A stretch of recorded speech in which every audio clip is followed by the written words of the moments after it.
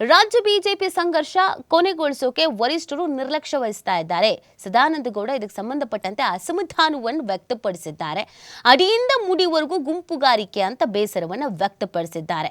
ಅತೃಪ್ತರನ್ನ ವಿಶ್ವಾಸಕ್ಕೆ ಪಡೆಯುವಲ್ಲಿ ಹಿನ್ನಡೆ ಆಗ್ತಾ ಇದೆ ಅನ್ನುವಂತ ಅಸಮಾಧಾನ ಅವ್ರದ್ದು. ಏನು ಹೇಳಿದ್ದಾರೆ?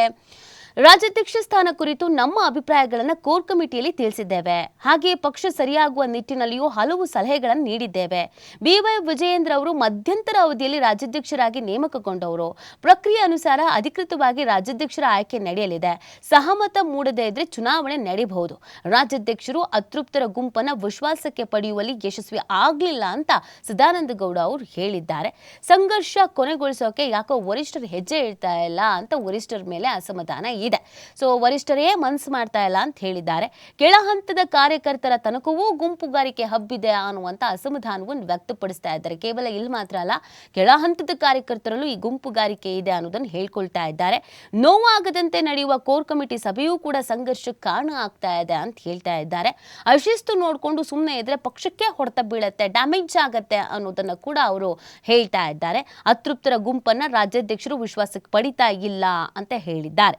ಅಶಿಸ್ತು ತೋರಿದವರ ವಿರುದ್ಧ ಕ್ರಮನೇ ಆಗ್ತಾ ಇಲ್ಲ ಅನ್ನುವಂಥ ಒಂದು ಅಸಮಾಧಾನವನ್ನು ವ್ಯಕ್ತಪಡಿಸಿದ್ದಾರೆ.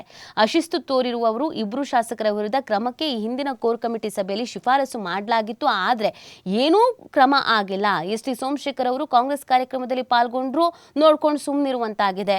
ಕೇಂದ್ರೀಯ ಶಿಸ್ತು ಸಮಿತಿ ಬಸನಗೌಡ ಪಾಟೀಲ್ ಯತ್ನಾಳ್ ಅವರಿಗೆ ನೋಟಿಸ್ ನೀಡಿದ್ರು, ಮುಂದಿನ ಪ್ರಕ್ರಿಯೆ ಆಗಲೇ ಇಲ್ಲ. ವಿ ಸುನಿಲ್ ಕುಮಾರ್ ರಾಜ್ಯ ಪ್ರಧಾನ ಕಾರ್ಯದರ್ಶಿ ಹುದ್ದೆಯಿಂದ ಬಿಡುಗಡೆ ಕೋರಿದ್ದಾರೆ. ಮತ್ತೊಬ್ಬ ಪ್ರಧಾನ ಕಾರ್ಯದರ್ಶಿ ಬಿಜೆಪಿ ತೊರೆಯಲಿದ್ದಾರೆ ಎಂಬ ಸುದ್ದಿ ಹರಿದಾಡ್ತಾ ಇದೆ.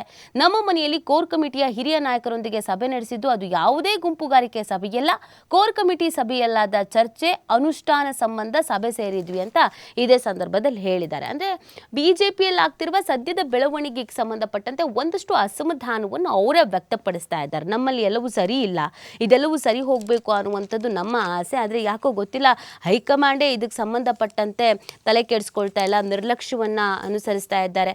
ಒಂದು ಸ್ಟ್ರಿಕ್ಟ್ ಆದಂಥ ಆಕ್ಷನ್ಸ್ ಅನ್ನ ತೆಗೆದುಕೊಳ್ತಾ ಇಲ್ಲ. ಈಗಾಗಲೇ ಕೆಲವರು ನಾಲ್ಗೆ ಹರಿಬಿಡ್ತಿದ್ದಾರೆ, ಕೆಲವರು ಕಾಂಗ್ರೆಸ್ ಕಾರ್ಯಕ್ರಮದಲ್ಲೇ ಕಾಣಿಸ್ಕೊಳ್ತಾ ಇದ್ದಾರೆ.